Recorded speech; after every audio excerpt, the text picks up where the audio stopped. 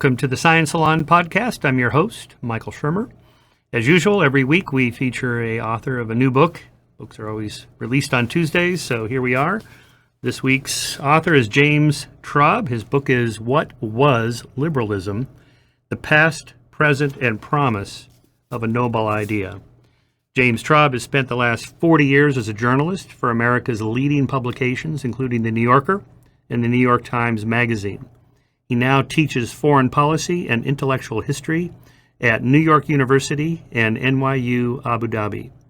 And he is a columnist and contributor at Foreign Policy. He's the author of 6 previous books on foreign and domestic affairs. His most recent work is John Quincy Adams' Militant Spirit, and he lives in New York City. Well, his most recent work is this one, What Was Liberalism? So it was a great conversation. We get into of course, Trump and the coming election, the impeachment hearings, inquiry just started this week, so we talked a little bit about that. But really, I tried to focus more on the kind of history of liberalism. What is liberalism? How has it changed over the last 2 centuries? Classical liberalism, libertarianism, progressive liberalism, far left, or regressive liberalism. All these different labels, what do they mean? What did they mean earlier in the 20th century or in the 19th century or 18th century? Because his book is really a history of all that. It's really the history of this idea of liberalism as it was mostly embraced also by conservatives, not just liberals as in Democrats, but pretty much all Westerners, and how that idea has been challenged, corrupted, whatever. So we do get into the far left, regressive left, and the illiberalism of identity politics and all that. So you can hear what he has to say about that. Super interesting and important conversation. If you appreciate the podcast, please do support it through the Skeptic Society. This is all paid for by the Skeptic Society. We are a 501c3 nonprofit, so your donations are tax deductible. You can do that at skeptic.com or skeptic.com/donate. We're also on Patreon if you want to do monthly support donations that way. And as always, we really appreciate it. It's a very competitive marketplace for podcasts. There's a lot of great podcasts. I listen to a lot of them myself, so we appreciate your support in that regard. Thank you. Thanks for coming on the podcast. Your new book is What Was Liberalism? The Past, Present, and Promise of a Noble Idea. Congratulations on the new book. It's a great book. I mainly read science books, although I've read quite a bit of general social science, humanities, history. This is the best single volume explaining liberalism I've come across, and I've read a fair amount on that. So congratulations on that. I am one of these authors who pays attention to the titles and the exact words that other authors use. So I want to dwell on this was business here. This was business. Now, this is a little discouraging. I'm a kind of a moral progress kind of guy. So this implies that at least when you wrote this, I guess about a year ago, 6 months ago, you finished it maybe. You were feeling like this is a kind of a past thing that we may be fading away from.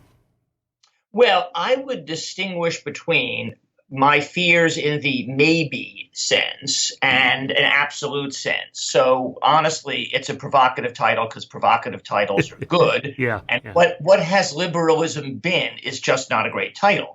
Right. But I mean, I have a piece that I'm hoping the New York Times will run soon as a marketing device for my book, which confronts exactly this question.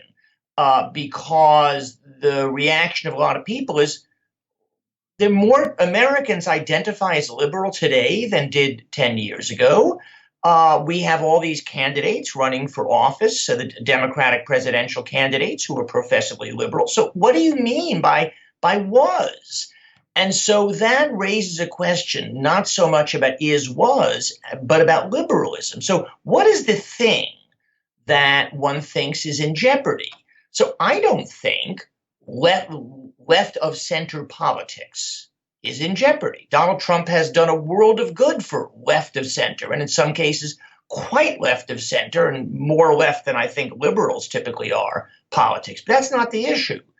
And so you'll know from having read my book, and I hope your listeners will find out from doing so, that I begin my history of liberalism by rooting it in the kind of the anti-totalitarian thinking of one figure who came after the American Revolution, James Madison, and one figure who came after the French Revolution, Benjamin Constant, both of whom were great believers in the ideals of equality and all the noble ideals of the revolution, both of whom feared that a fully liberated democratic people could be as tyrannical as any monarch could be. And that's why we associate this expression, tyranny of the majority, with James Madison. And so liberalism, to me, is born along with democracy as a kind of corrective, a counterweight, an accompaniment to democracy. Okay, since you've gone back that far, let's get right into it. There, historically, as you know, the famous conservative Edmund Burke was supportive of the American Revolution, but critical of the French Revolution. So Right. what do you make of that in terms of the development of liberalism? Well, Alexander Hamilton was supportive of the American Revolution and critical of the French Revolution. Indeed, among America's founders, there was an absolute split between the people we today call Jeffersonians, Jefferson, Madison, Monroe, who thought the French Revolution was somewhere between good and absolutely wonderful, as Thomas Paine did, and then the Federalists, who were much more conservative in their temperament, Washington, Adams, Hamilton, and so forth, who were horrified by the French Revolution. So the French Revolution is, in many ways, the precursor of the totalitarian revolutions that would come in our own century, the Russian Revolution, above all. But the Iranian Revolution would be an example of that, too. And so these were profoundly illiberal events in the sense that they substituted one traditionalist form of authority, which was absolute, the authority of a king. For that, they substituted the authority of something called the people. And to go back to the question you had asked me before, the reason why this idea of liberalism as a counterweight to that fear of a tyranny created by the people, why is this so relevant today? Because Donald Trump, but not just Donald Trump, Jair Bolsonaro in Brazil, and Jarosław Kaczynski in Poland, and Viktor Orban in Hungary, and so forth, are all people, leaders, who have used the mechanisms of democracy, that is, they've been elected, to champion what they call the people, which means their supporters, against the not people. That's what populism is all about. It says the people is not everybody. The people are the ones who support me. And the people who didn't support me, they're not the people, and they don't have political rights. And so populism is essentially democracy without those liberal guardrails. And that very quickly becomes a tyranny. I mean, if you look at, for example, both where places like Turkey and India are heading, they're heading towards autocracy because the liberal values that make liberal democracy possible are being trampled by pure majoritarianism. Right. So you start off, although kind of in the middle of the story, when I was born in 1954. By the way, I was born in 1954, so I think you're a few months older than me. Americans use the word liberal to describe almost everything they liked about themselves. The American, you're quoting here Arthur Schlesinger Jr., the American assumes liberalism is one of the presuppositions of life. He is by nature a gradualist. He sees few problems which cannot be solved by reason and debate. And he is confident that nearly all problems can be solved. And so, when we think of, what liberalism means now versus, say, in 1954, 65 years ago, versus, say, 165 years ago, when we think of liberals today, we think, well, is that Bernie Sanders? Is that Elizabeth Warren? Is that Joe Biden right down the middle? And Barack Obama, or is it more like classical liberalism that the word liberalism used to mean, but it doesn't anymore? So make sense of all those terms, and also the far left, the regressive left, or whatever you want to call it, the illiberal left. The right has all these labels for the far, far left. Yeah. So at a certain point, of course, people will say this is angels dancing on the head of a pin. But if we're going to use these words, we do have to try to make not spongy, but fairly solid distinctions. And so when I think about all these various folks, the first distinction I make is this. When For example, Francis Fukuyama famously said in 1989 that history has come to an end because in the great battle of ideologies, liberalism has won. He said that when Ronald Reagan was president. Right. Well, how does that make sense? Ronald Reagan was a conservative. Well, Fukuyama meant it in a broad sense. And that broad sense included a faith in free markets. And of course, for Reagan, that was the great issue, but also a belief in individual liberty, individual autonomy, a fear of collectivism and the overwhelming state, so a kind of anti-totalitarian view, and an acceptance of a series of liberal norms, which, as I said before, came into being to prevent tyranny of the majority. Individual civil liberties, the rights contained in the Bill of Rights, and so on. In that very broad sense, Fukuyama thought that not only the United States, but the West were going to be liberal forever. And what he didn't see is that there would be an illiberal revolt inside liberal societies. I mean, he knew that you had countries like Russia and China that didn't buy that stuff, but he thought they are eventually destined to slowly evolve towards a more liberal society. Well, that, of course, he was wrong there. But he was also wrong in that he didn't see the profound discontent that many people had that would turn them against this whole idea, so that in 2016, when you had, 18 Republicans who were vying to be nominated, only one presented himself in explicitly illiberal, anti-liberal terms, who said free trade is bad, immigration is bad, globalization is not just bad, it's a conspiracy, who completely delegitimized the other side, who openly urged his supporters to beat up critics who appeared in their midst. That's a new thing in America. We've had people like that, maybe Lindbergh or Father Coughlin in the 1930s, but they've been remote. And so the fact that Republican voters, choosing among those 18 peoples, gravitated to the one who said, I am an anti-liberal. And then that was enough to just put him over the finish line and get him elected. That is where our nation went from being a kind of consensus liberal country, even though we have these very different competing visions of liberalism, a Reagan vision and, let's say, a Bill Clinton vision. They were still in this broad category of liberal, to being illiberal. Yeah. How would you distinguish Trump's attitudes, the way you just described them, and say Nixon's famous hatred of the media? It was his more narrow than what Trump has suggested. Rhetorically, Nixon, of course, set the standard for that.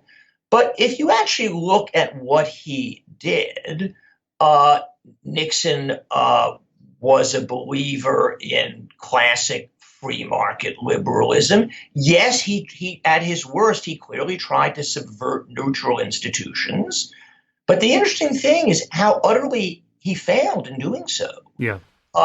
And so there were many Republicans. I mean, you and I are old enough to remember very well the sort of Howard Baker phenomenon of people who said, I represent a set of permanent values that this country prizes. And I can't let even my own president trample on those values. And that's really, in the end, why Nixon knew he had to go. I mean, Barry Goldwater said this to him. Barry Goldwater, who in certain ways would have said to you, I am a classical liberal. And liberalism has become all loony and left-wing and so forth. So in that sense, we can say maybe Nixon dreamed of being a Donald Trump, but his society would not have permitted him to do so. Yeah. So much, I think, of our conversation today and the national conversation is being pulled by the outcome of the 2016 election, but thereby, say, the popular vote, had the Electoral College quirkily gone the other way and Hillary had won, would we be having a conversation like we had our first black president, now we have our first woman president, the moral arc of the universe is continually bending, everything is great, and that really it's just because of this one thing that's kind of twisted the conversation around? Yes, I think you're right. Though, what I always say is that the big tell was the Republican nomination process. Yeah. That is a whole series of bizarre accidents, 1,000 tiny accidents made Donald Trump president. And that's aberrational. The consequences immense, but it's not a tell about the national state of mind. The nomination was a huge tell. That told you that the leaders of the Republican Party had completely lost contact with their base. And what I argue in my book is that actually from the time of Reagan, there was a moment in 1980 when there was a gathering behind Jack Kemp. Jack Kemp, in a way, was the pure laissez-faire liberal. He really was the heir to these figures like Friedrich Hayek, who were laissez-faire theorists and so forth, and a sunny, optimistic, highly rational person. He didn't have a chance because Reagan brought in all these other groups. And among the other groups he brought in were some more or less secular extremists and, above all, Christian evangelicals, right-wing evangelicals. That, to me, was a virus that over time colonized the host body of the Republican Party. And so I don't think that what we're talking about is a shocking bolt from the blue, that somehow Donald Trump did this to us. No, this thing had been building for a long time. And it had so deeply infected Republican leadership that taken for granted, more or less taken for granted guardrails like the autonomy of the judiciary, I think had long since been overthrown. And the proof of that was when Mitch McConnell prevented Barack Obama from being able to nominate a Supreme Court justice, Merrick Garland, because he could, because he could. And so that's a shocking violation of liberal democracy. Now, Hillary wasn't a great candidate, so let's rerun the experiment and say it was, say, Jeb Bush or Ted Cruz that got the nomination, and let's say they won. Would either of them be, again, conservatives, but embracing the larger liberal umbrella that you put, say, Ronald Reagan in?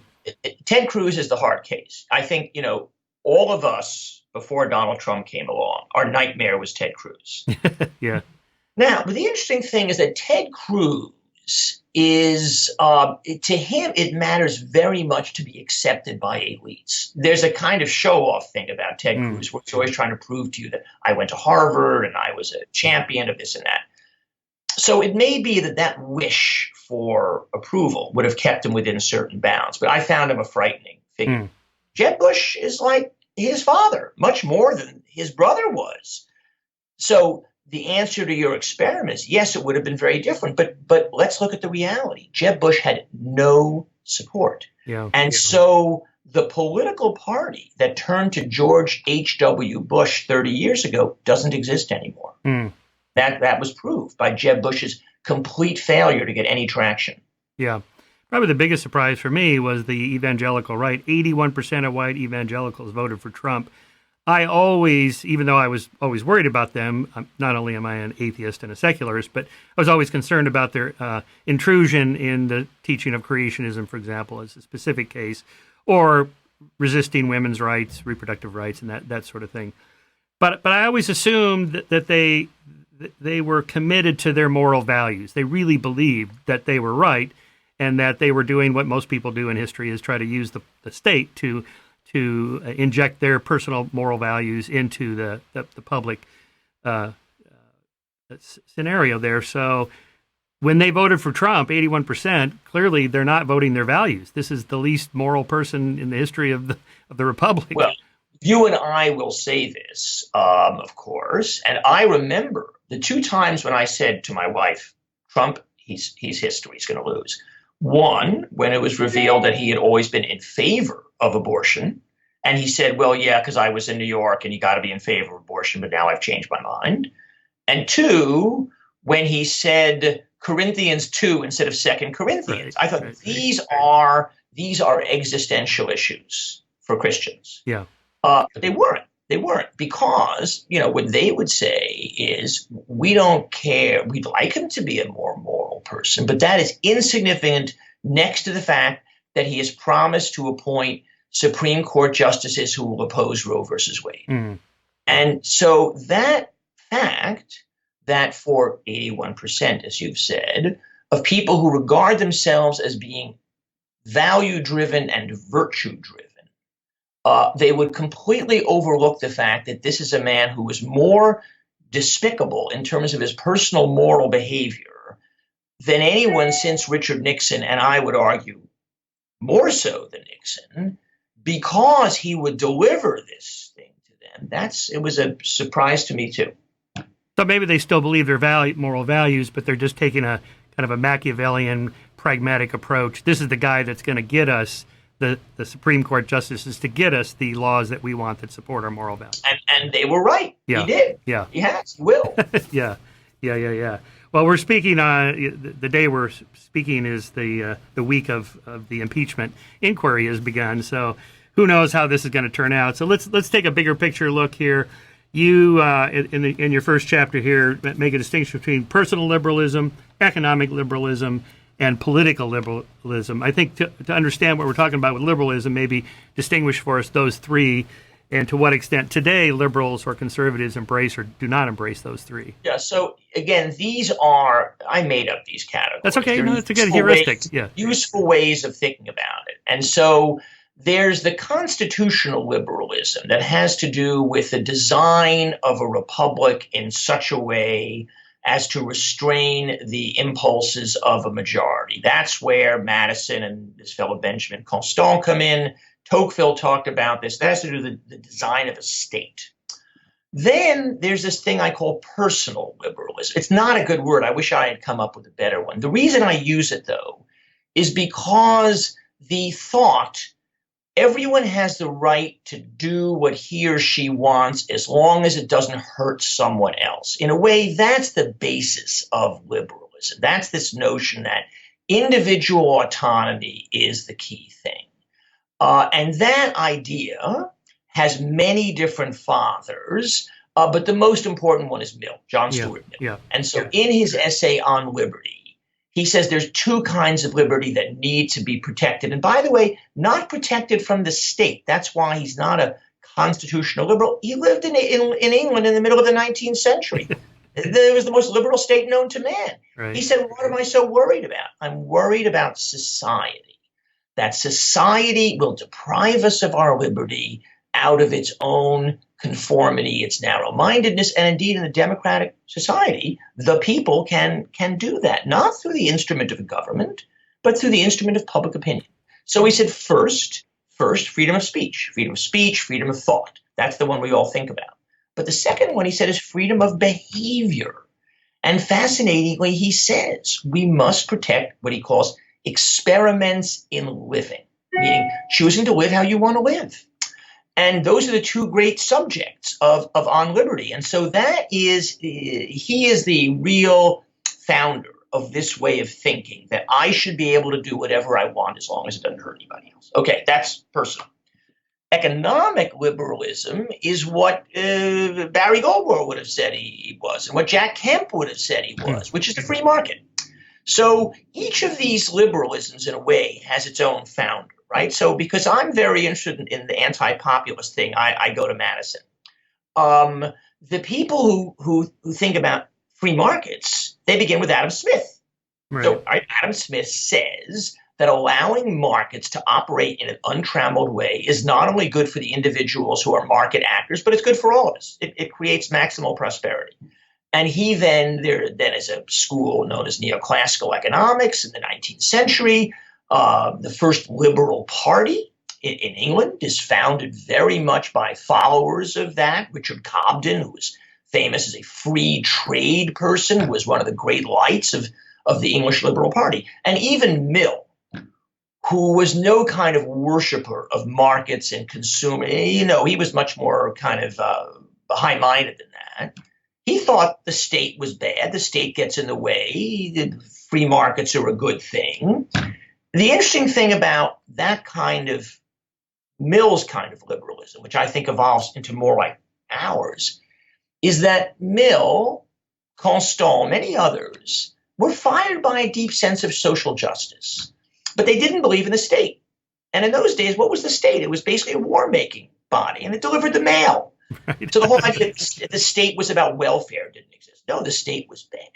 Well, then what do you do if you believe in the rights of workers, or the rights of women, or all sorts of marginalized groups? Where do you turn? And they didn't have good answers to that question. They really, they would say you turn to private conscience. And really, the way our modern, what I call political liberalism, develops is as the industrial economy becomes more and more powerful, and employers are not the guy sitting across the table from you and you come in and you say, I want a job in your little knitting mill. No, it's a man far away in some distant city who runs a gigantic organization and commands vast sums of capital. You, the working person, are utterly powerless. And the idea that you are free to exchange your labor for money is grotesque. And the only people who supported that were the capitalists themselves, who increasingly came to be called plutocrats. And so people who were liberal realized that you cannot think of economic liberty in the same way you think about political liberty. Economic liberty is a thing that actually has to be protected from abuse. And there is no institution in a modern economy that can protect people from abuse except the state. And so it's really, you see this with the rise of the progressives in the United States in the years after around 1910, 1900 to 1915 or so. You see it with changes in the Liberal Party in England, which becomes much more of a welfare state party. And so that's a reaction to economic reality. And that in the end leads to FDR, who to me, even though he plays a very small part in my book, he's the person in whom the kind of old John Stuart Mill political liberty, or in America we'd say Jefferson, he's our kind of god of political liberty, fuses with this imperative of economic justice to produce modern political liberalism. On this personal liberalism, I should be able to do what I want as long as I don't hurt anybody else. Conservatives often convey that's their belief. I want to own my own gun. I want to live in Idaho in the middle of nowhere as long as I don't hurt anybody. That's my business. I don't need the state, and so on. And yet it seems like it's conservatives who embrace a lot of big government intrusion into private lives when it comes to, say, sex and certain moral values. They feel that the decline of the moral fabric of America is bad for the sort of social fabric that holds us together. And therefore they convey this idea of faith, flag, family, and, we don't want the big state intruding too much, so you've got to have religion, you got to have these family units and those kinds of values that hold people together, that sort of thing. I think I like the heuristic you've created. I think it depends on the particular issue that you're talking about in terms of whether conservatives really believe in individualism and individual liberty or not, because they're not very consistent about that. Well, so a libertarian, to introduce a new term, is someone who's consistent on this, right? He says, I really do believe that individual liberty is the only thing that matters. I don't want to tell you you can't smoke marijuana. I don't want to tell you who you can or can't have sex with. And so this is not it never proved to be a really politically potent idea, which is why you have Rand Paul, maybe, who's sort of the closest thing. You have a few libertarians in Congress, but not many. And so that tends to be a kind of boutique ideology, though I know people who call themselves a libertarian, and they would extend that. They don't believe in a big government. They don't believe in economic regulations. They believe businesses should be able to do what they want, and people should. I just actually had a conversation with my son's son-in-law. I don't know what that makes him to me. And he said, I'm a libertarian, but I believe in labor unions because labor unions aren't created by the state. They're created by the spontaneous action of working people. That's not inconsistent with libertarianism. Okay, so that's the libertarian thing, right? Okay, that's fair, So conservatives are people who, I think, use the word meaningfully, believe that there was a real profound failure in the single-minded doctrine of the individual, because it reduces us to these monads, to these self-enclosed units who have no ability to relate to others. And they also would say the celebration of people as consumers leads to a vulgarity, the profound vulgarity of our culture. And these are big existential questions. And if you asked me, what's the failure, the gaping hole of liberalism, as I understand it? It's its inability to come up with any kind of glue that holds people together. Right. And so when I think about the rampant doctrine of everybody should be able to get away with what they want and have what they want, which to me seems like a social pathology. And if someone says, okay, what's your answer to that, Mr. Liberal? I don't have a good answer. Yeah, I'm faced the same challenge because one of the things we track in Skeptic is the rise of the nuns. You know, the people that tick the box for no religious affiliation. That's 25% of all Americans, 33% of millennials, probably 40% of iGeners. So it's coming. There'll be half of all Americans in a few decades have no religious affiliation. Now, my conservative Christian friends are very worried about this. And I say, don't worry about it. You know, we're now a cosmopolitan liberal society. We all embrace the values of the rights revolutions and so on, and we will be good for goodness sake. We don't need to have an eye in the sky watching us constantly. And they say nonsense. And anyway, this is part of the debate. But religion, of course, is only one form of glue. And so what's clearly happened is that other forms of glue, neighborhood institutions, things like that, you know, this is his famous book, Robert Putnam. Bowling alone. Yeah.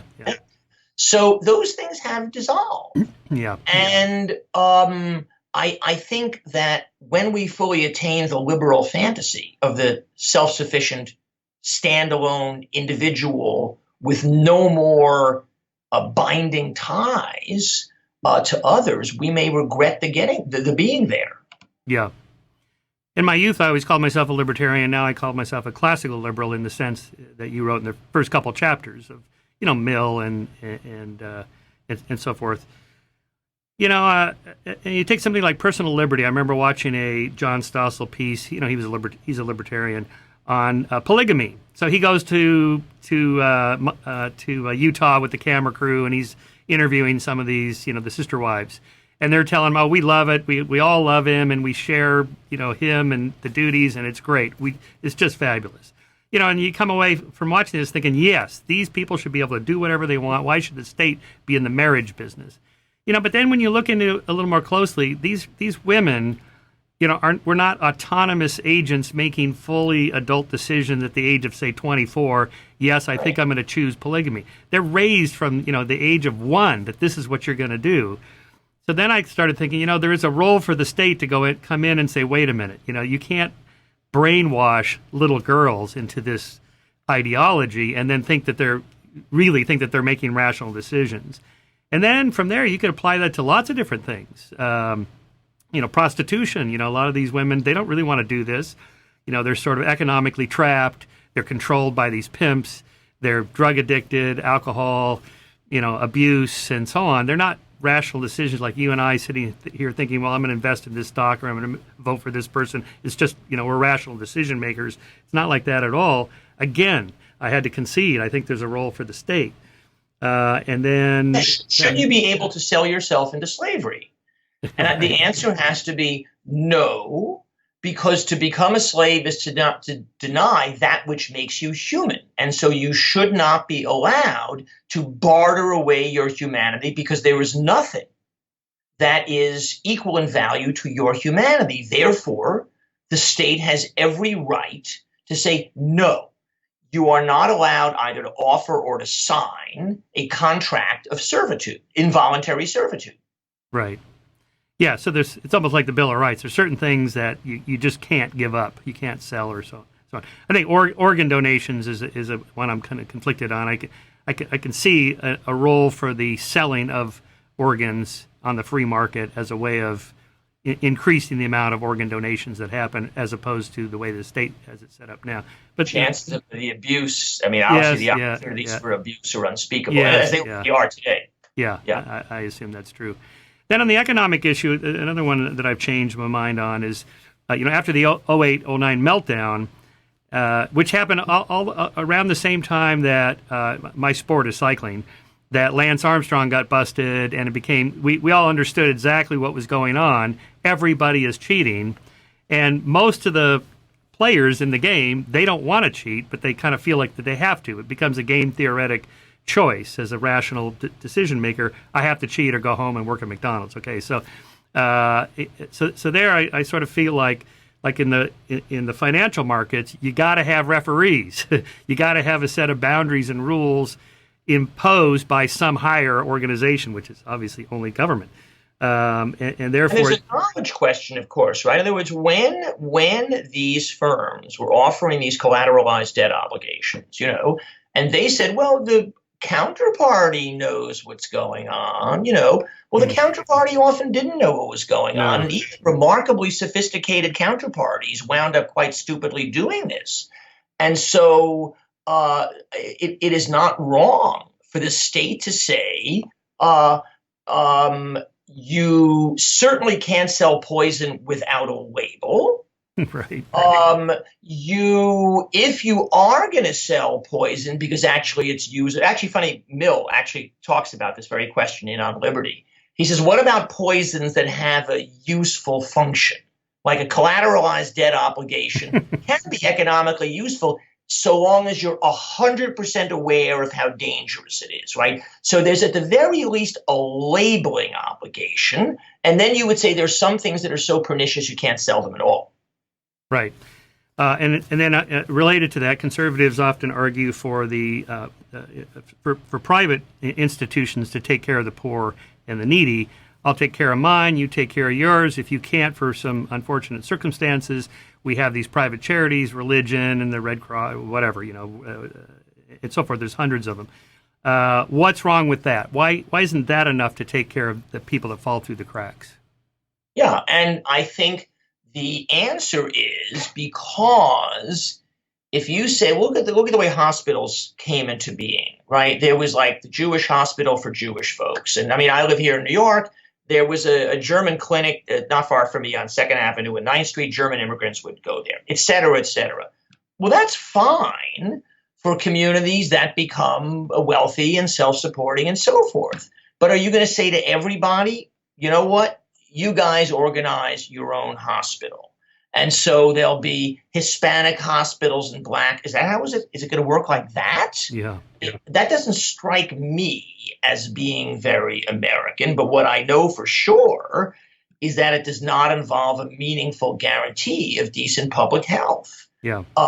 Why is that different from schooling? I mean, we say that the state is actually allowed to demand that you go to school. Well, why is that? Shouldn't you have the right to decide whether or not your child should go to school? And the answer is no. We regard that as so fundamental a human good that the state has the right. Maybe the state doesn't have the right to say you have to go to this school. It does have the right to say you must enroll your child in school until the age of 16. Similarly with public health. It is a basic right of citizens to have, and therefore the state must ensure that in one way or the other, that good is delivered. Yeah. Well, and this is what I think most people agree is that the role for the state to encourage things that are not just good for the individual, but also for the nation. Mm-hmm. So, I get a break on my taxes because I'm married. My business partner, she's not married, and so she has to be paid more to make the same amount as me because we're paid the same. And that hardly seems fair to her. But, the government decided way back when marriage is a good thing for our nation. And so we're going to encourage people to do this. Same thing with education. We want our citizens to be educated. When Barack Obama made that famous speech about, you didn't build that. And, my conservative friends' heads exploded, of course. But, if you actually read the speech and you think about it, it's like, well, he's right. We're all driving on public roads and the postal service and the education that all your employees got that you didn't pay for and so on. It really, there was nothing inaccurate about what he said. Well, not to mention, if you think about, the high-tech industry where they're all fierce, entrepreneurs. Yeah. Well, if it worked for DARPA, the defense right. research, half the stuff with who invented the internet. In fact, it's DARPA is the answer, right? Right. So that was all public research money. Yeah. So it does seem like it's a constant balance between, private and public.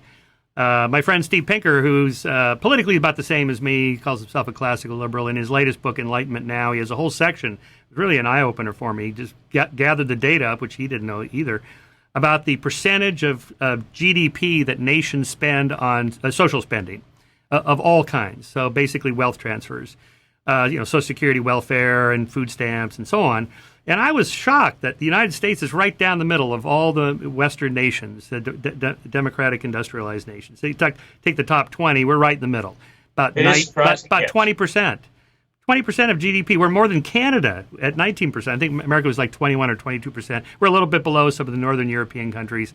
But anyway, Steve's argument was that private welfare and Social Security and so on does have a role, but it isn't even remotely close to the amount that government could do. It's like comparing, say, NASA to SpaceX.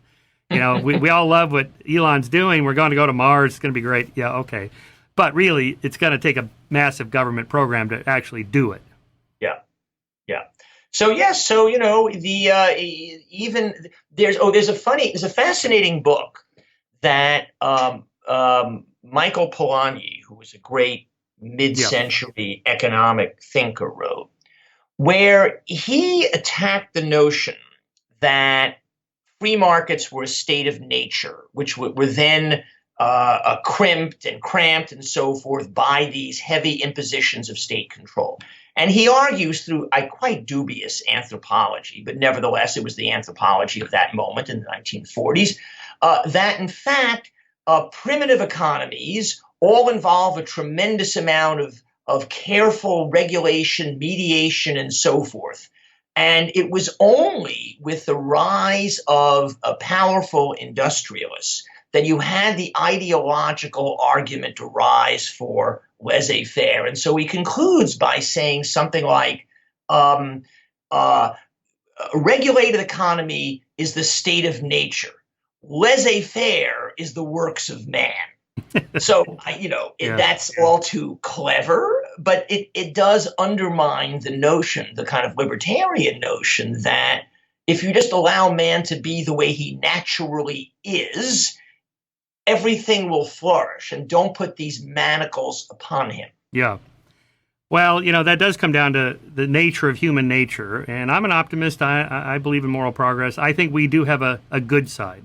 We have better angels in there, but we also have inner demons. It's a constant competition. Again, I think most of my cycling people that I know, they don't want to dope. They didn't want to dope, but they kind of had to. So without some outside force, whether it's religion and God or the state, people want to be good, but they're going to cheat. They're going to cheat if they can, and even if they don't want to, it's the other guy problem. I want to be good, but I don't trust that guy, and if whether he's doping or not, if I think he's doping, then I have to dope, and then he knows that I know that he knows, and then he's going to do it, and then you get this cascading thing. Same thing. That's why Hobbes said we have to build these hedges. We have to build these hedges to prevent ourselves from getting trampled, right, which protect us from each other. Yeah, and so, again, one of my favorite passages from your book, when you quote one of your heroes, Madison, who I also love, Federalist 51, which is just a classic. It may be a reflection on human nature that such devices should be necessary to control the abuses of government. But what is government itself but the greatest of all reflections on human nature? If men were angels, no government would be necessary. If angels were to govern men, neither external nor internal controls on government would be necessary. In framing a government which is to be administered by men over men, the great difficulty lies in this. You must first enable the government to control the governed, and in the next place oblige it to control itself. That is just such great thinking and writing. What a time that must have been to be alive and in the middle of creating a new country. Those guys are really special. But that gets to this problem that we still deal with today, all the checks and balances. And politicians will cheat if they can get away with it. Well, I'm just reading Hamilton right now because my next book. I read that book. Great book. Policy version of what was liberalism, kind of what was American exceptionalism. And Hamilton and Jefferson were the first fight. Hamilton, who, of course, conscripted Madison into the Federalist Papers, and Madison took very much of a Hamiltonian big government point of view. But Hamilton's fear of how men would behave unless very strongly controlled by the state, and Hamilton's wishes for a powerful state were far beyond that, because Madison had, in the end, a sunny view of mankind's nature. And the Federalists, very much John Adams and Hamilton, perhaps even more so, had a much darker view of human nature. Yeah, that was one of the great books, the biography. Chernow's book on Hamilton. It's a 1,000-page commitment I have not yet made. It's on audio, so if you're working out every day or you got to commute somewhere, just plug it in. That's how I listen to it. I'm also a cyclist, though sounds like less serious than you, so I should just listen to it as I ride around. Yeah, no, it's a great audiobook. Hamilton was obviously an unbelievable genius. But there's this great chapter on where he got duped by that couple, where the woman kind of came on to him, and he got suckered into. I don't even know. He had this affair with this woman, and this is why he was never able to run for president, because as he was gearing up to do so, his enemies came to him and said, "We have all this dirt about you and this woman." Well, he got scammed by a couple of grifters, where she was this attractive woman, and the husband was sort of just kind of hid in the background, and she would approach men and have a little affair, and then blackmail them for money, and he did. He paid her off, but the question was where the funds came from, because it wasn't clear that it came from his private account versus the treasury. And so because that wasn't clear, his enemies said, "If you run, we're gonna hold this against you." Oh, this is like Elliot Spitzer, using New York State money in order to go see the prostitute he was seeing. I was doing research. Yeah. Right. But again, this is one of these enduring problems that never go away. There's soon as somebody gets power. By the way, if these guys were around today, if they just stepped into the political scene now, Hamilton, Jefferson, Madison, Adams, could they do anything, or is the state just so bogged down and it just changes so hard to make? You really needed, for their genius to shine through, you needed to be on a blank slate of a new nation building. Well, I thought you were going to ask sort of what they would think about our. Oh, that too. Yeah, that too. Yeah, give me that too. Because, of course, obviously, there's all the difference in the world between this primitive thing. I mean, these guys, it was about as close to the state of nature, as you can get. Yeah. Now we have this, massive thing. And thank God, by the way, it's not so responsive, because if it were more responsive, Donald Trump would have changed it more radically than he's been able to do. There's a lot of institutional rigidity, in it. So no, they couldn't. But when I think about, what would shock them, I do think that the level of irrationality of our debate, that these guys, they weren't naive in the least, but they were men of the Enlightenment, and they thought all intelligent men, all educated men, are rational. They're corrupted by their vanity and so on, but they're capable of reason, and the public debate is a fundamentally rational debate.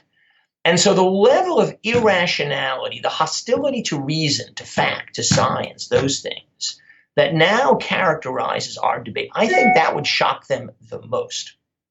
Yeah. I'm sure it would. So let's talk about the sort of early to mid 20th century, Isiah Berlin and some of the other kind of post-Russian Revolution intellectuals who were fighting to keep liberalism from sliding too far to the left into socialism and communism. Well, okay, but let's make a distinction. So Berlin, if you asked him, would have called himself a social democrat, though really he was to the right of that. I mean, I'm not even sure why he called himself that. Yeah. His electoral choices tended to be right of center. The word socialism at that time was still being used in a way that's kind of not today as really a form of communism. But those guys did not fear socialism in the modern Northern European sense or the Bernie Sanders sense. They feared totalitarianism. Yeah.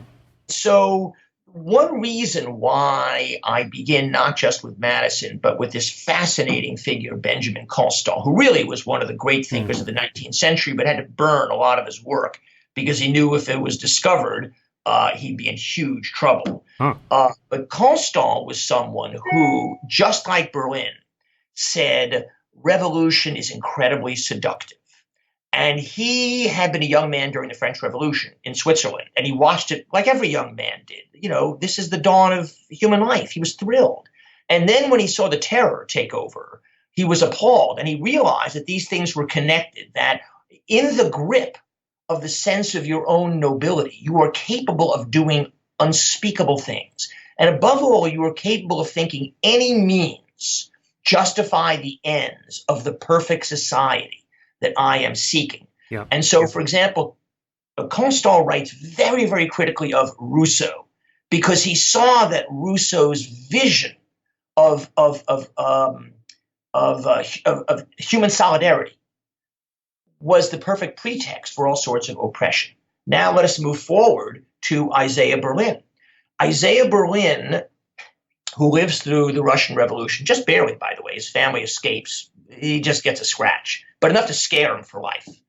And he sees in England, where he now lives, this tremendous attraction of right-thinking Oxford dons and others to communism, not to fascism, by the way. There was nothing attractive about fascism. It was communism that was attractive because it was based on a beautiful idea, that we will end class warfare and we will finally give true justice and prosperity and full human agency to oppressed workers.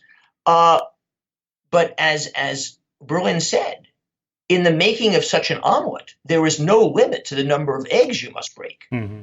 And so he looked back to Constant. He was fascinated by Constant. He uses an epigram from Constant is on the top of one of his most important essays about liberty, because he said, that's really for him. That's when liberalism is born. This not reactionary anti-revolutionary view, but this view that says we must protect ourselves against our own extremism. We must protect ourselves against our own wish to sink our individualism in a beautiful, heroic, majestic, collective endeavor. And so that's what he saw happening in the 1930s and 40s. And so he, like Karl Popper and others who wrote this famous book, The Open Society, a similar book, said, what's the safe harbor? How do we protect ourselves in this?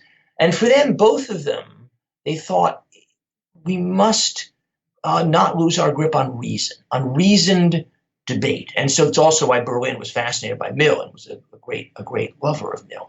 Debate, reason, a recognition of human variety, an unwillingness to sink all of our strange particularity into a beautiful homogeneous mass. And by the way, Benjamin Constant has beautiful passages on this as well, the lure of that abstract beauty as opposed to all of our strange particularity. And Berlin loves the fact that Mill says not that we're all moving towards improving our human nature. No, we have a refractory nature. We're different from each other. We're not reasonable. We have to allow that to flourish. Berlin often uses a famous quote, he made it famous, I think, from Kant, which is, "From the crooked timber of humanity, no straight thing was ever made." So quote.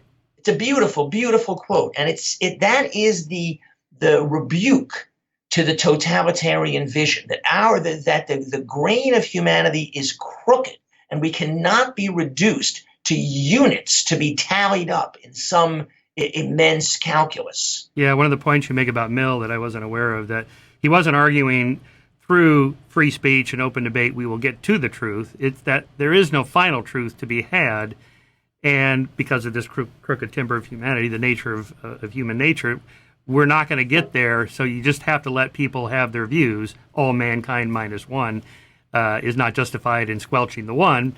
He may be right, he might be partially right, but whether he's right or wrong is beside the point. It's that he has to be able to... He would also say that free thinking is at least the way we move towards the realization of everything good in ourselves. And he says all the great societies that have ever lived, Periclean Athens, and the Germany of Goethe and the Renaissance, were times when people were allowed to fully express themselves, both in their nature and in their words. And so it's not that, as you say, freedom leads to truth and the creation of some utopia. No. It's this act of liberating ourselves that makes it possible to build something beautiful, a civilization. He may have been that. Yeah, I underline your final sentences in the chapter on Mill in search of trying to capture what you mean by liberalism. Liberalism is not simply or even chiefly a matter of finding solutions to problems. Liberalism is a temperament. The liberal temperament is respectful of individuals and individual ends, tolerant of differences both of opinion and of background, secular in its orientation toward truth, optimistic about humanity's progress, yet wary of all utopian faiths. Liberalism is not so much a text as a score. And it is John Stuart Mill who wrote that music. That's great writing. That's beautiful. Thank you. Now, that is my personal position. But whenever I tweet about that or whatever, people send me the open society, Popper's Open Society, the paradox of the open society. If you tolerate intolerant people, the intolerance will win out in the long run. That is, and so that is a fear that we all have. John Stuart Mill didn't know about that. He did not know that it was possible for what we call collectivism to become a terrifying, inhuman weapon. And in that way, 20th century thinkers like Berlin and Popper can never be as optimistic as a John Stuart Mill because they see what mankind can do. Yeah. Have you read Jonah Goldberg's book, what is it, Liberal Fascism, I think it is? It's kind of a history of the embrace of some of these totalitarian states and dictators by liberals. At least this is his thesis. Yeah. Okay. Well, people run that by me as well. My conservative friends, of course. And I'm thinking. Yes. So let's we'll let's move on to some of the other mid 20th century thinkers. Well, Karl Popper, the Open Society, we talked about that. Daniel Patrick Moynihan, another thing I underlined here because he wrote this. What was he politically, Moynihan? So Moynihan is a fascinating case. He's also going to be in my foreign policy book, so I'm thinking about him again. Moynihan was an echt New York mid-century liberal. So he grows up in the FDR, Fiorello LaGuardia moment. He believes in the state. He believes in government. He believes in liberalism. He's also a fierce anti-communist. He's a very much an ideologically driven person. So when we talk about Cold War liberals, that's him.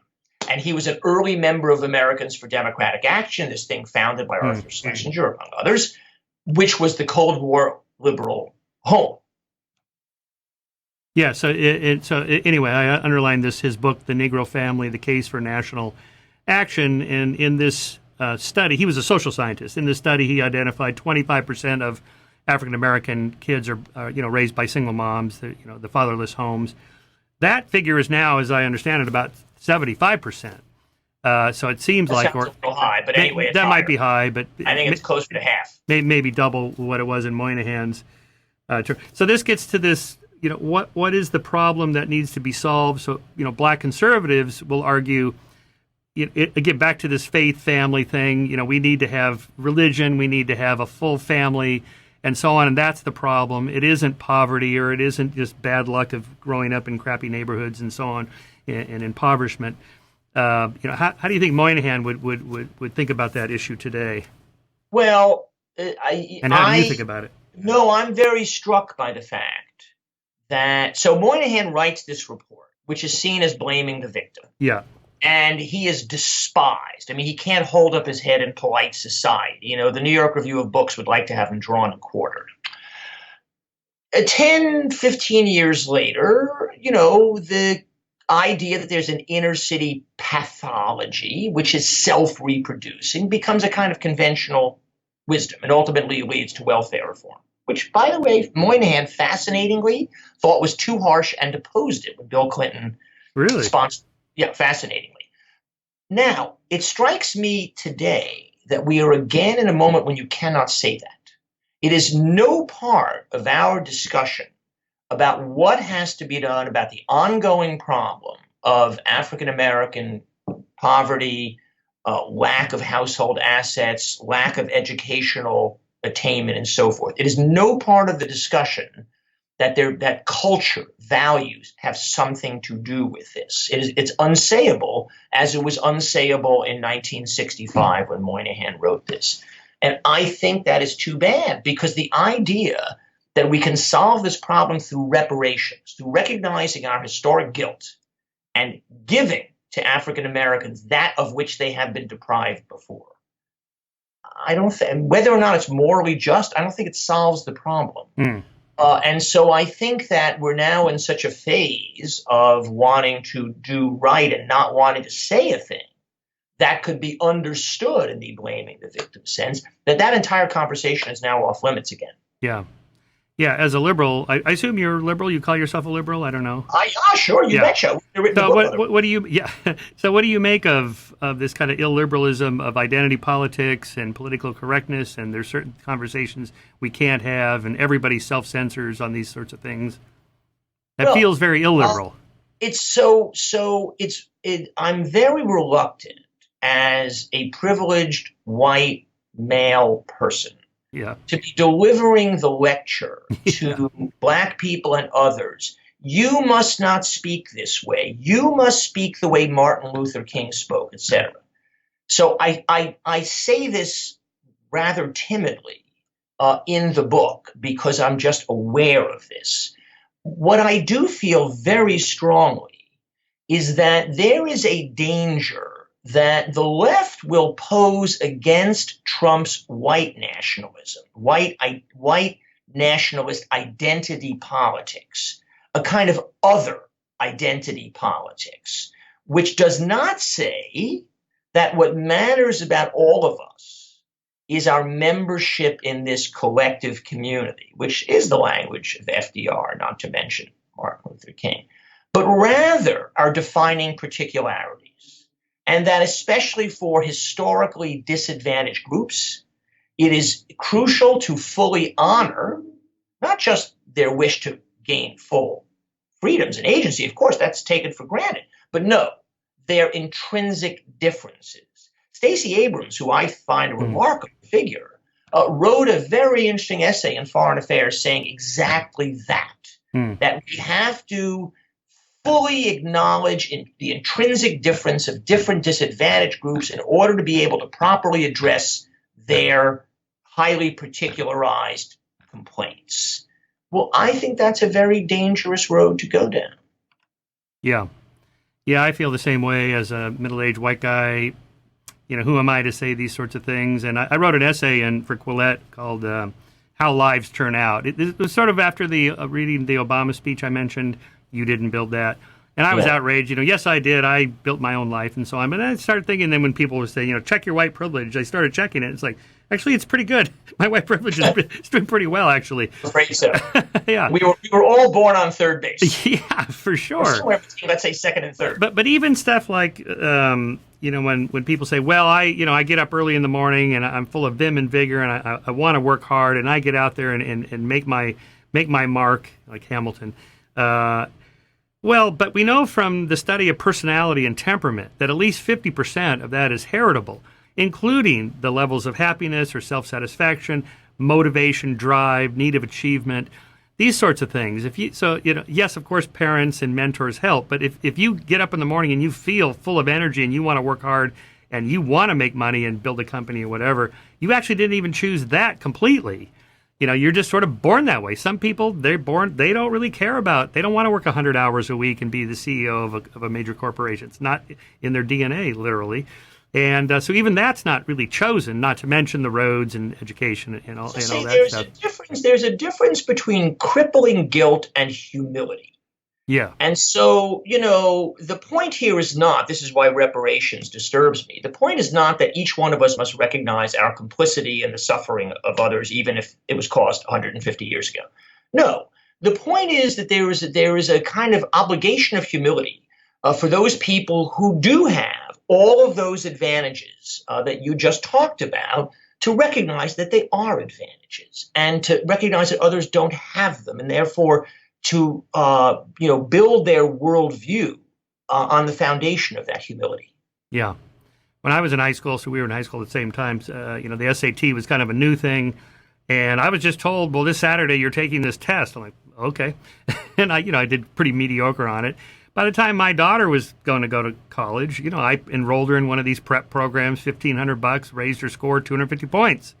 I got, again, part of that article, I got to thinking, well, what if, I was in a family where you never even took the SAT because you're not going to college? That could easily happen. So those are the sorts of things where I can see the role of a state of saying, well, these are things that are good for you individually, good for the nation, and that sort of thing. But the question is always, well, how much intrusion do we want, or how much do you need? Bernie wants, free college for everybody. Okay, that would be great. How about a free laptop for everybody? I mean, there's all sorts of things that would be good. To what extent do you pay for it, and how do you pay for it? And that's sort of where the rubber meets the road in terms of taxes and that sort of thing. LBJ in his famous speech at Howard University said, it is not enough to take a person who has been hobbled forever and remove those manacles and put him on the starting line and say, now you are free to compete, and to believe that that's an equal race. Right.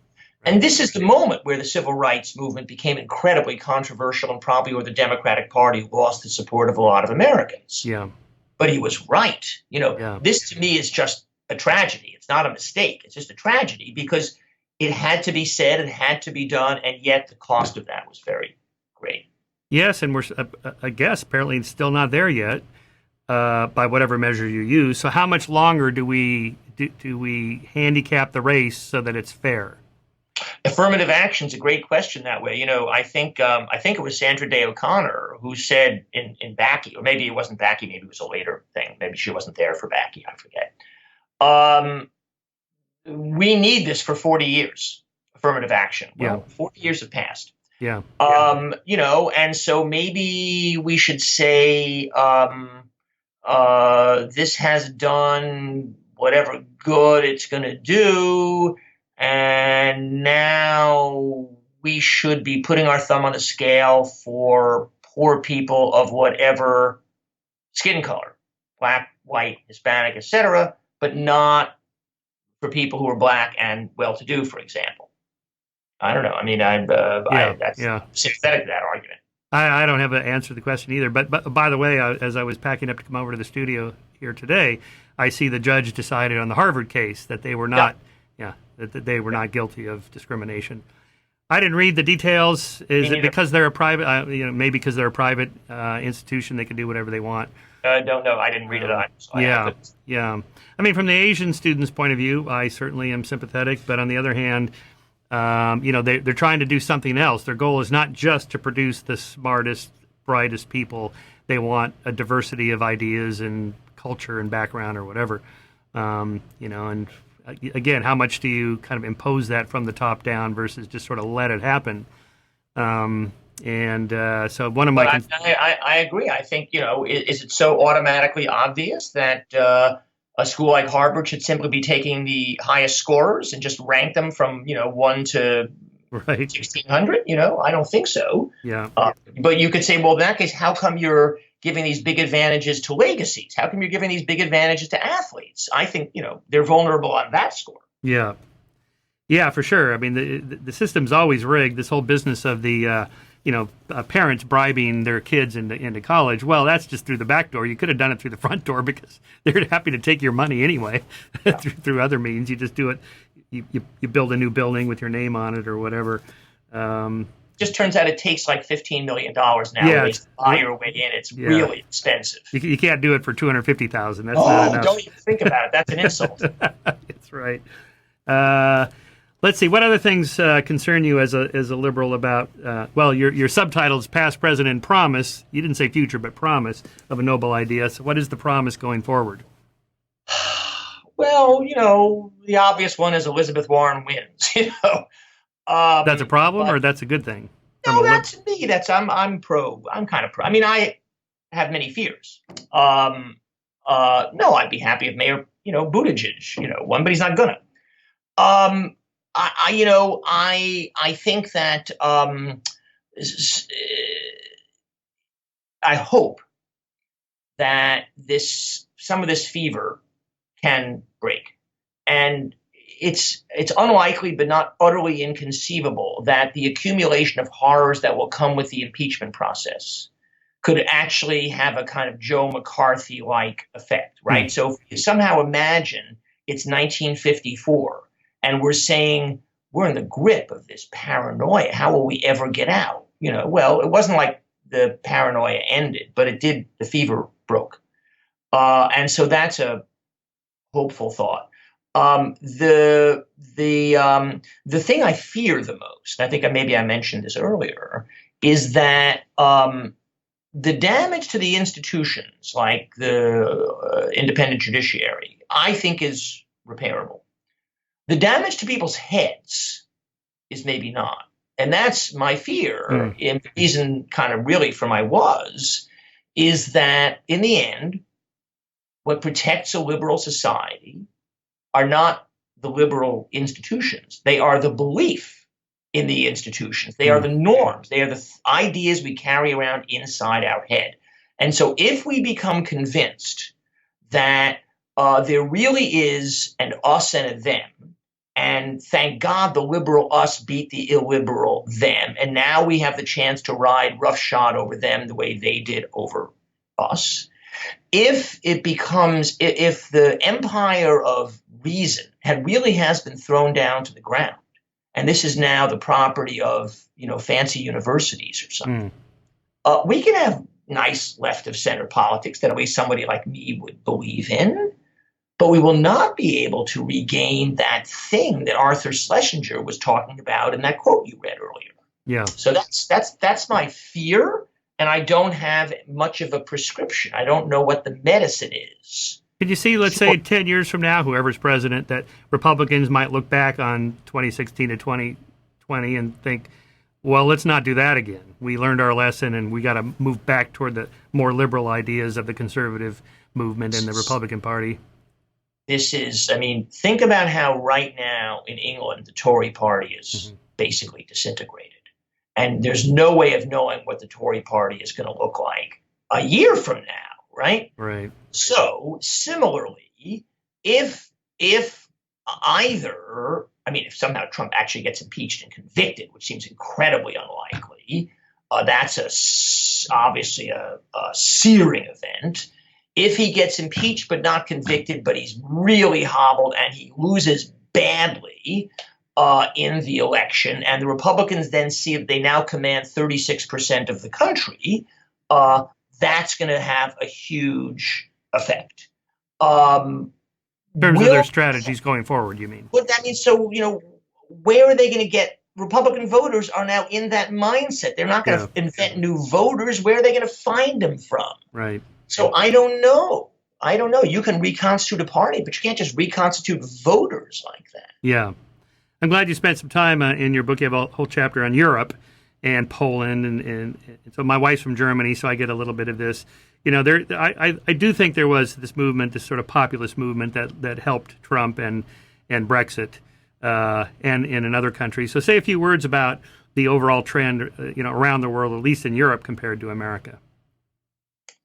There are some things about the European situation that are much worse than here. So I spent 2 years going around Europe looking at the refugee crisis and really the political effects of the refugee crisis, which was profound. Really, the illiberal right in Europe has a bunch of different sources, but the biggest one is the refugee crisis. Yeah. And you do not have to be any kind of xenophobe, nativist, or anything else to think these are cultures. These truly are nation states, unlike the United States. First there was a nation, then there was a state. And then people think in those civilizational terms.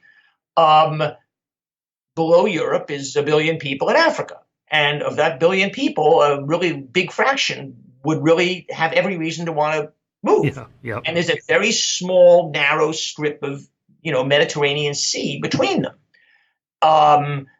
These are societies that are adapting to diversity. It's a new thing for them. Actually, some of these countries are now actually more diverse than the United States, but it's wrenching. It causes a huge backlash. People who say, oh, they're all racist, they should just, accept this new world. Well, that's very easy for us cosmopolitans to say. Yeah. So that's a real fear in terms of the rise of illiberalism. They have currently stemmed that tide at the cost of building at least a metaphorical wall in Turkey and in northern Africa. That's going to be a terribly difficult problem going forward because, the United States sits on top of South America, and South America is more prosperous. Yeah. That's just not as big a problem. Plus, we have this skinny little isthmus Right. that connects North and South America. Yeah. The geography of Europe and Africa doesn't look like that, and the socioeconomics of Europe and Africa doesn't look like that. It's a huge. Yeah, when Angela Merkel opened up the borders, in part because Germany has a lot of guilt about how they've treated immigrants and others that are different from them. My wife, as I mentioned, is from Cologne, Germany, and she's amazed when she moved here to be with me, which still amazes me. We would channel surf, and it's just Hitler, Hitler, Hitler. She goes, God, how can you?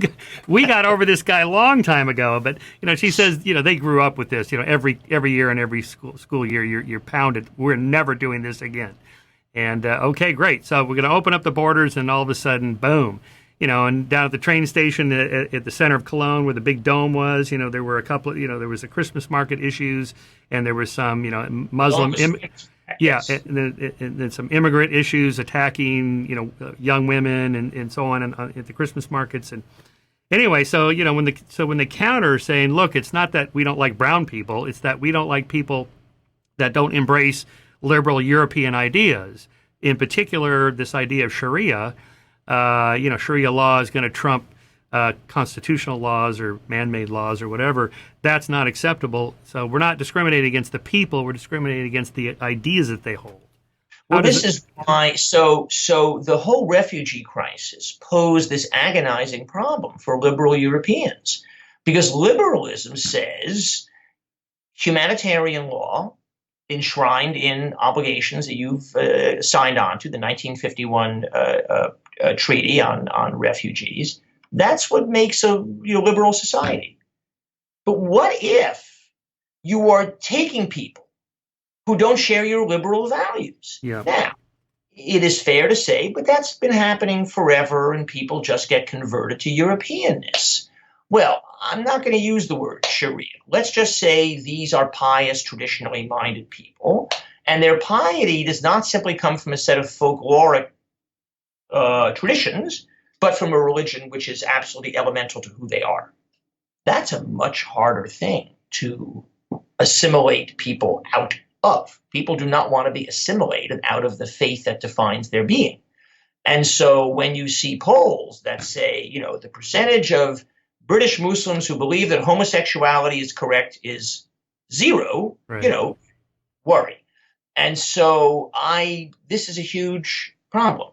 And in the United States, our Muslim population is very middle class, is more prosperous than the average American. Yeah. That's because they can't walk here. Right. But, so it's the people who can walk in the United States who are Mexicans and Central Americans. Those are much more impoverished, less educated, and so on. In the case of Europe, everybody's walking there now, both the people who are relatively middle class and those who are deeply impoverished. Yeah. So a relatively less well-educated, highly traditional and pious mass, very large mass of Muslim refugees is going to be a real challenge over time to all of these societies. There's, it's not racist to say so; it's just a fact. Yeah. I'd say I have to go in a minute or two. Yeah. So let's just kind of wrap up. Give me a big picture look here. If we look at the history of civilization, the idea of liberalism is really pretty new. I mean, you had just thousands and thousands of years of autocracies and theocracies. All of a sudden, the rights revolution in the late 18th century, and again in the 1960s, and here we are. Could you see a time, say, 50 years, 500 years from now, when there are no nation states? The borders are just economically so porous that they're essentially politically porous, and that just happens without the tensions and violence we've been talking about. Well, one thing you can ask yourself is, since we are now going to be facing this existential crisis called global warming, which is different in nature from anything mankind has ever faced before, it's foolish to think that these political frameworks, which have governed us over the last 200 years, somehow are going to remain more or less intact and familiar as we try to adapt to this global menace, right? So, and the refugee crisis will be multiplied vastly for climate reasons. Yeah. And so that is going to have a huge effect on the whole idea of boundaries and the nation state. But what if also it turns out that only command societies, only authoritarian societies can force everybody to behave in such a way as to reduce global warming, and democracies prove to be bad at doing it? What if we have to choose between liberalism and global warming? Yeah, let's hope it doesn't come to that. I mean, it's almost like the trolley problem. You know, do you kill the one to save the five? Yeah. You know, we don't want to kill any. Let's find a technological solution. I'm going to close this out by reading the last passage from your great book, What Was Liberalism? Liberalism flourished in the second half of the 20th century by virtue of defeating and outlasting totalitarianism. The threat that the limited state faces today is incomparably more modest than it was then. Yet, liberalism can no longer prove itself through single combat. Francis Fukuyama was wrong in imagining that the consensus would thrive in the absence of a coherent rival ideology. Liberal values are endangered today because citizens in the liberal world are losing faith in them. A crisis of faith can be overcome only at the level of faith through the exercise of what Schlesinger called radical nerve. Liberalism will renew itself only if enough people believe that its principles are worth fighting for. That's a great close. Thank you so much. James, thanks for writing this book. Thanks for coming on the show. This is important. Hopefully everybody will read this before the 2020 election. Good timing. Hope so too. Good timing. It's a pleasure. Really, I've really enjoyed this enormously. So thank you so much. Thank you, and good luck with the book.